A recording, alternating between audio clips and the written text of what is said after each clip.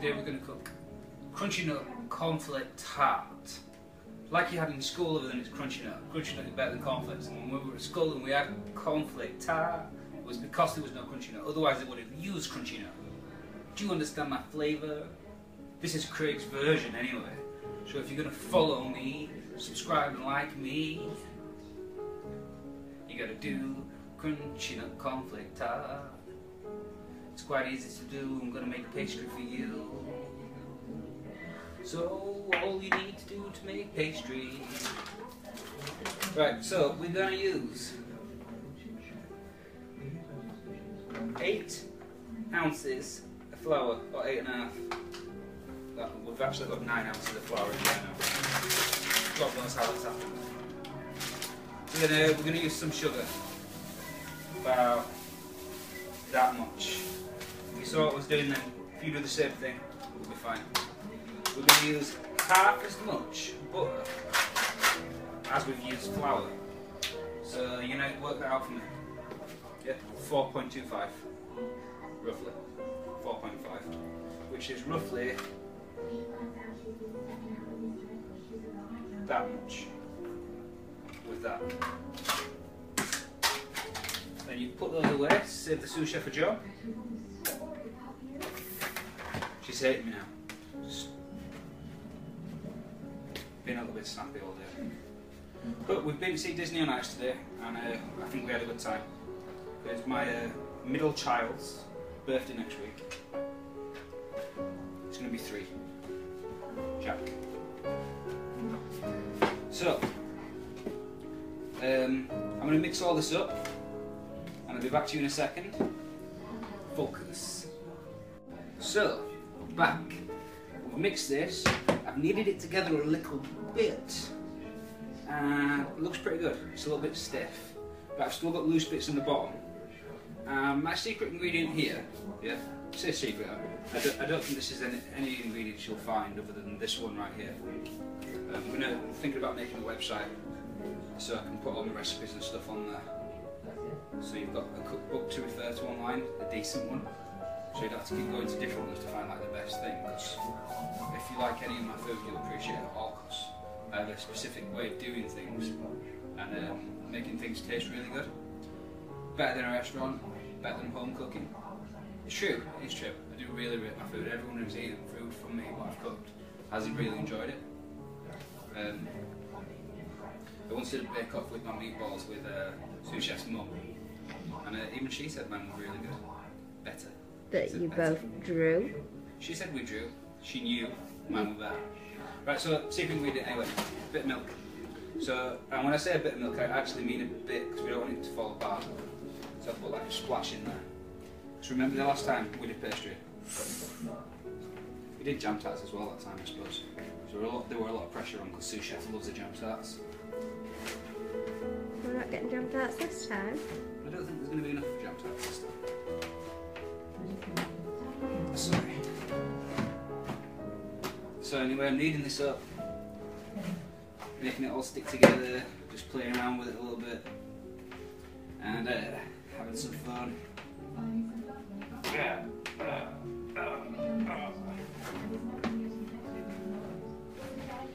So at the moment it looks like flaky pastry, but it is a little bit moist, so we're managing, it's getting a little bit sticky.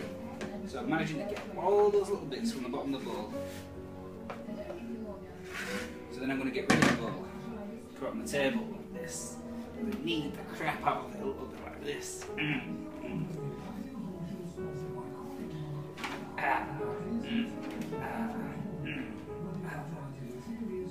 your pastry should be looking a little bit like this. Obviously not falling apart a little bit because it's not wet. So splash more milk. Not that much. God damn it. Nope. So I'm just going to splodge that in there because I had too much. Put that on the table. Get that on my hands a little bit. My fingers.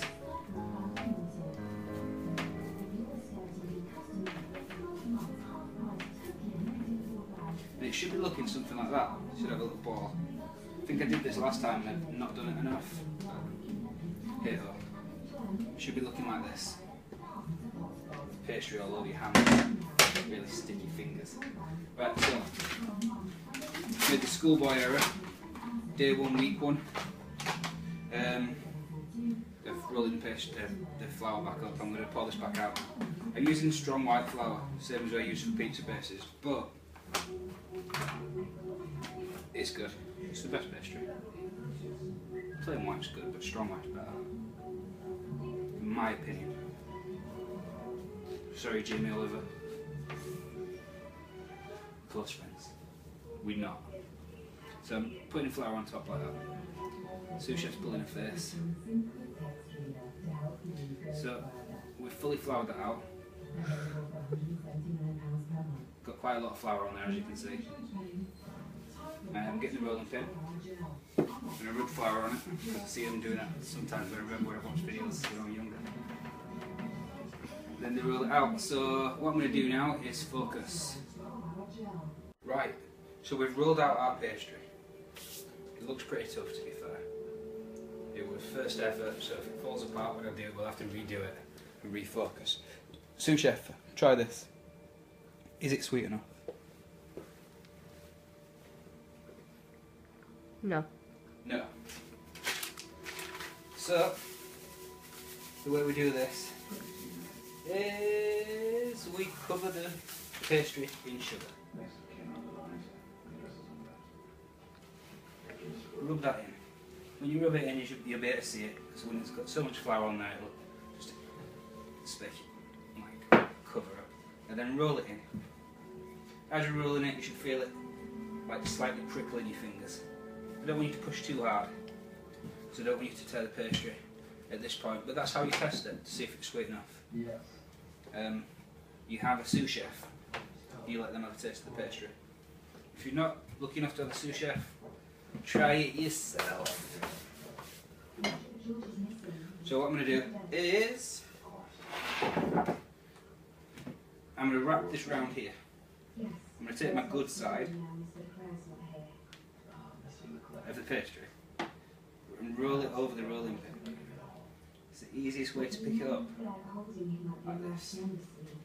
Then I'm going to use my groin to knock over that ball. Then I'm going to lie that down over top of my tub. Then I'm going to use the longer end to dip it down a little bit.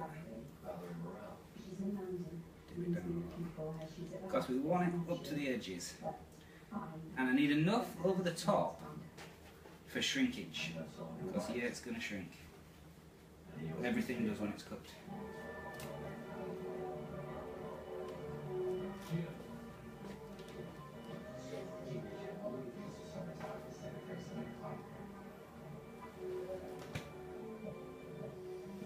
Tear a little bit off.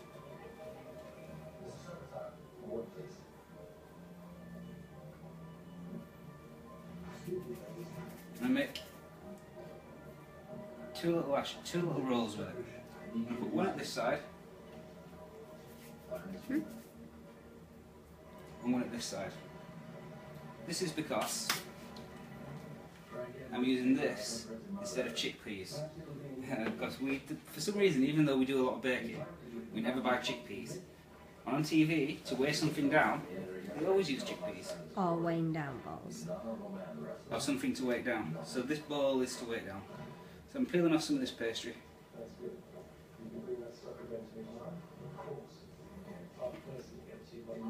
Then I'm going to cook that in the oven on about 180 to get it crispy. Or to get it part cooked, because we get to put the cornflakes in the jam and stuff, so it's going to get warm in there. There's not enough here to make jam tarts really. But you can if you want, and if you have more pastry, I recommend making jam tarts at this point. They've got a ball about a year big. It's not worth the butter in it. So, put that on one side, throw it away, do whatever you need to with it, but we don't need it at this moment in time. So, that's cooking. So, focus. So, back once again for the Renegade Master. Sorry, I can't help it. Right, so, pastry's out. So we're going to trim it down a little bit now. It's part cooked. So you end up with a few crispy bits of pastry. Right, so we're just going to break it off. For your Sunday night dessert. So what we have for tea. Now see what we have for pudding. The adults. Kids can have it for dinner pudding tomorrow. Right, so we've cut off our excess pastry. Should be very tasty, so chef can snack on that. Get your jam out. Squirt jam. This is new, I've never tried squirt jam before. I'm sure it's going to be really nice, we'll tell you. Squirt that on.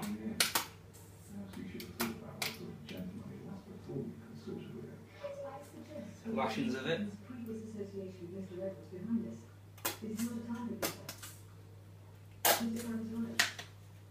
Then you get some proper jam in there. You can't beat proper jam from a jar. It's the exact same. It's not the exact same. I disagree a little bit with squeezy jam. But it didn't come. I thought it was going to come out a lot smoother than it did. To be fair. Well, we got it for pancake day. But cakes. You'll see I didn't do a video for pancake day. Maybe next year I will. I am not a pancake fan.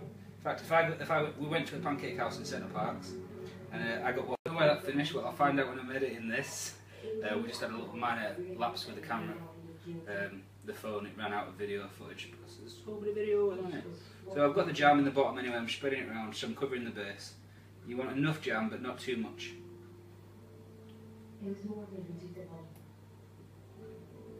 And I'm spreading this pastry. I'm spreading this jam around.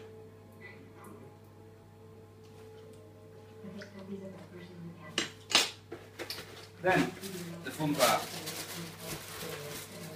Crunchy nut, no expense spared. The big one. So, sprinkling these on.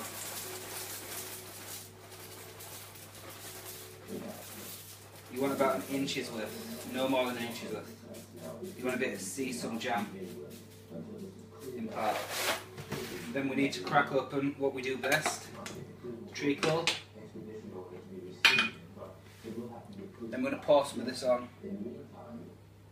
Use a bit where you've poured it out before, because otherwise you just end up with a whole sticky top. So then we're going to let this trickle out. I'm going to do it thinly, like this. Oh, there we go, whoa. And then I'm just, with that thin trickle, going from one side to the other, like this, like this, like this, like this, like this, like this. Then I'm going to go the other way, like this, like this, like this, like this, like this, like this, like this, like this. Yes, we are making crunchy nut cornflake tart. It's gonna be the best, and I do it to a fine art. I'm never gonna make X Factor, 'cause I can't really sing. If I had a load of rap, damn, I meant to say bling. Because I can't sing, because I can't sing. I'm trying to make myself go viral and spiral out of control. Get more subscribers than I need to. Yeah, yeah. I really got my juices flowing. I got them. Everybody knowing sous chef's giving me funny looks. I'm gonna stop now. But this is crunchy nut cornflake tart, and I'll show you how. We just baked this together. I think I'm really clever. I'll put it in the oven. I'll let it cook on 180 for at least 10 to 15 minutes. Get it out, chop it up with some custard, and you love it better than your school pudding. Thank you.